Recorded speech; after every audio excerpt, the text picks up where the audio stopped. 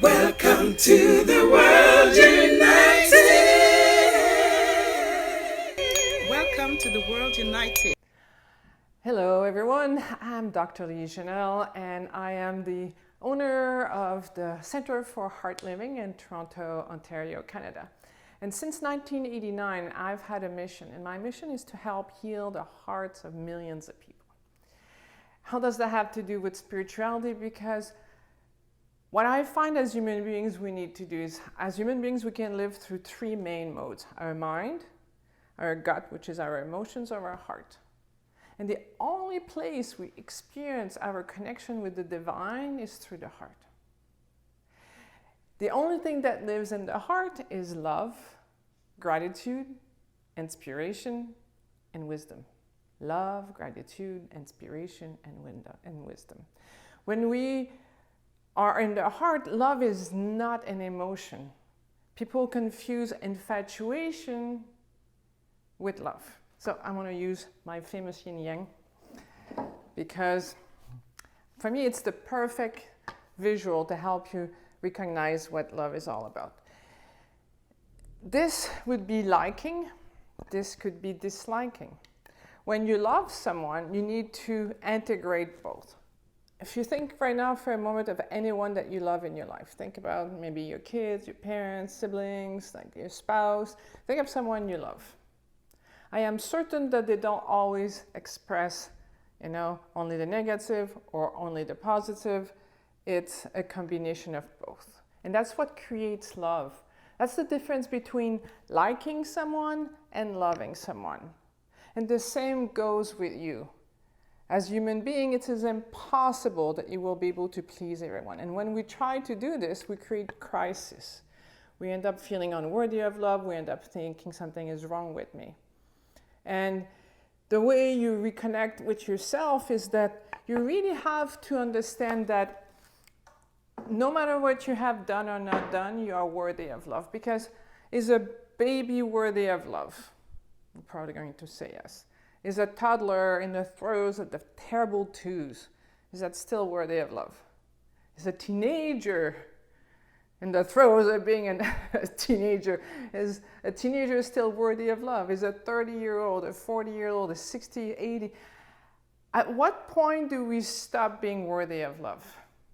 Well, we never stop being worthy of love.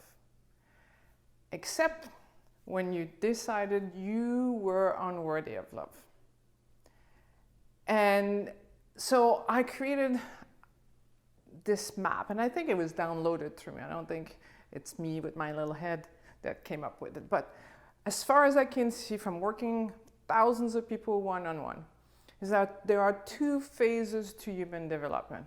The first one is the asleep, infantile, unconscious phase, the awakened, conscious, mature phase. So we have these two cycles. Everyone makes it through stage one. Not everybody makes it in stage two. But stage two is the only place you will be able to live from your heart. Because in stage one, what happens, what creates the difference between stage one and stage two is that stage one, you try to get your sense of worth from the outside world. And that never works. Why? Because everybody else is so busy with their own life. So as soon as you are born, love has to come from the outside. And if it doesn't come to you, you start creating stories about your worth. Like if you cry and mommy comes, you're a queen or king of the world, you're amazing, everything is possible for you. But if you cry and cry and cry and cry and cry, and nobody comes, what's wrong with me? Well, nothing is wrong with you. Maybe mom is passed out from being exhausted from taking care of you all day, or dad is going to work and she's just catching, a bath or something like this.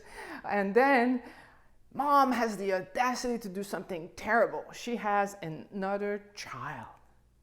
And now she's busy with this baby that's taking all her time, and she's not focused on you anymore. So what's wrong with me?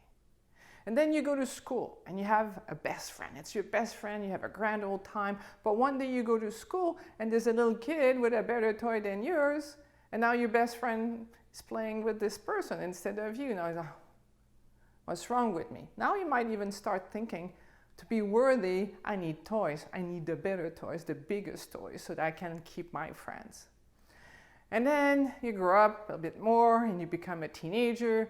And then usually that's when you start having your first romantic experiences, which is, you have a crush. That's what they say in English. You have a crush and then you get crushed. Why? Because most people do not end up marrying the person that they first dated, that they were first with. And again, this is super important. If you meet someone when you're a teenager, you're insecure, so you feel really bad about yourself. So then you meet someone you think is amazing. Either they look really good, or they're so cool, or they're so smart. Anything you feel you're lacking and you believe that they have that you don't have, all of a sudden you start needing to have them so that you can feel worthy. So at first it's amazing.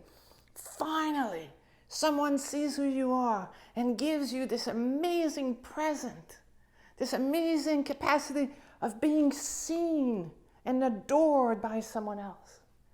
Well, because you're a teenager, this usually lasts about 2 or 3 months, and then everything breaks apart.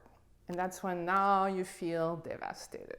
Now you created stories about your worth. So can you see that as you're going up and up and up, every year of your life, you have more opportunities to decrease your self-worth, to create stories about who you are that have nothing to do with the truth. Because, as I asked you earlier, at what point do you stop being worthy of love because someone did not respond to you the way you wanted to? You didn't. But you took what was happening as meaning that something was wrong with you for this to happen. And then you go through life, and then if you are lucky, something is going to happen that's going to be very painful. That's going to force you to examine what's going on, the way you've been looking at life. For example, maybe you might lose your job and you felt that you were your career, but you got fired. Or maybe you lost your spouse, or maybe one of your children dies, or you lose all your money. Anything that you have that comes from the outside can be taken away from you. And I believe this is a blessing, because that's also why I use my famous yin and yang, is that equal and opposite to a challenge, you always have the opportunity to have a blessing if you choose to look at it. So you can either be inspired to go into stage 2 of human development through a crisis, or if you're lucky, this Parliament on Spirituality is super important. You can get inspired, and you're going to decide out of love for yourself. You're not going to wait for what I call the baseball bat. You're going to start changing from stage 1 to stage 2. And what happens in stage 2 is, instead of looking for your worth outside yourself, you start becoming the judge of what's going on. And that's when we move to stage 2. And again, my famous yin and yang is very useful. So in stage 2, what happens is that whenever you want to be successful, you use the principle of the yin and the yang. The yin is the female principle of listening, and the yang is the male principle of acting. And whether you're a male or a female, you have access to both of these things. So your heart wants you to know 2 things. The first thing your heart wants you to know is you're worthy of love. And make sure that you get rid of any illusion to the opposite. Number 2, it wants you to admit your dreams and aspiration. So if you start listening to your heart, and then you get into action, meaning you use your time to give your heart what your heart wants, you start to feel really good. This is how you're going to connect with your higher self. By doing this, you're going to start having gratitude. Gratitude is key. Remember, the only thing that lives in the heart that allows you to connect with your soul is love, gratitude, inspiration, and wisdom. Once you start having gratitude for every single event of your life, then you increase your self-worth like this. And when you increase your self-worth, it's easy to connect with your heart, to connect you with your soul, your higher self, to experience inner peace. And I have a metaphor. It's a corny metaphor, but it's the perfect corny metaphor. One day, a scientist is observing a butterfly coming out of a cocoon. It's a huge struggle. It takes hours and hours and hours. So to be nice to the butterfly, he cuts the cocoon open.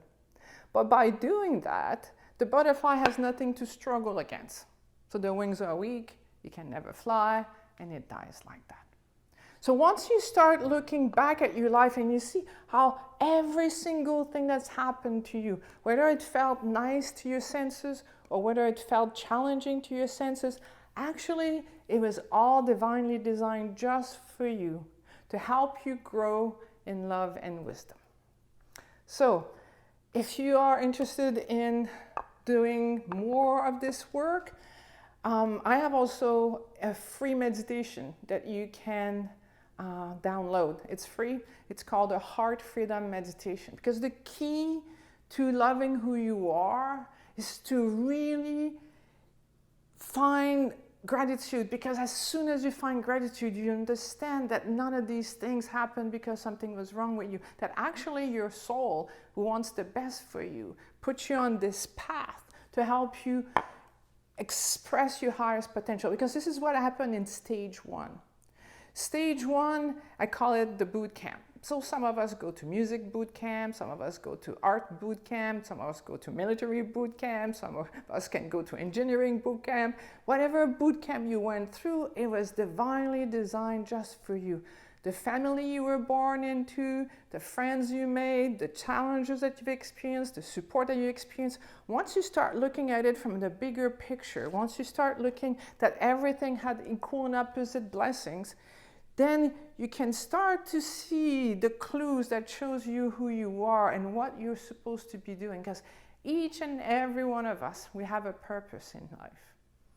And I believe that our first and primary purpose is to learn to love ourselves so we can love others, and then be grateful to God, the universe, for who we are, what we do, and what we have. By doing this, we are unfolding our highest potential. So what does it mean to love yourself? It means acknowledging who you are and striving to bring the best out of yourself.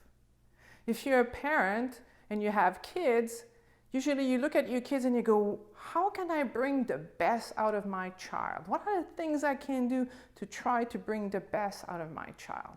Well, as an adult, it's nobody else's responsibility anymore but you. You need to pay attention to who you are and want to bring the best out of you. And as you do this, you're going to find fulfillment. You are never going to find fulfillment from the outside. It's not a mate, it's not your kids, it's not recognition from the outside, because as long as you're still looking for recognition from the outside, someone to make you happy, you're stuck in stage 1. That's actually the infantile stage for all of us, because when you're a baby and you cry and you raise your hands and someone comes and picks you up and shushes you, that's when you get drilled, you get in your head that happiness is going to come from the outside, but it's never going to come that way. So I highly recommend that you start shifting to stage 2. Shift to stage 2. Can you?